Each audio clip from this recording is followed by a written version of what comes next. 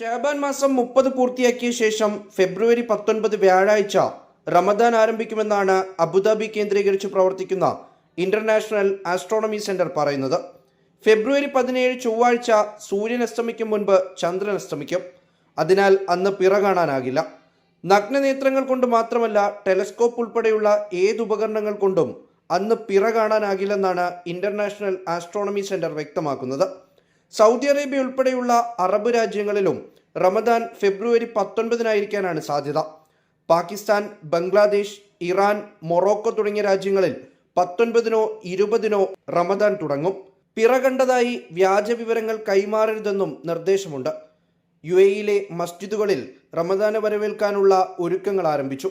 Covid വ്യാപനത്തെ തുടർന്ന് മിതപ്പെടുത്തിയിരുന്ന നോമ്പുതുറ കഴിഞ്ഞ വർഷം മുതൽ വീണ്ടും സജീവമായിരുന്നു. ടെന്റുകൾ ഒരുക്കി നോമ്പുതുറ വിപുലീകരിക്കാനുള്ള നീക്കത്തിലാണ് മസ്ജിദ് പരിപാലന സമിതികൾ.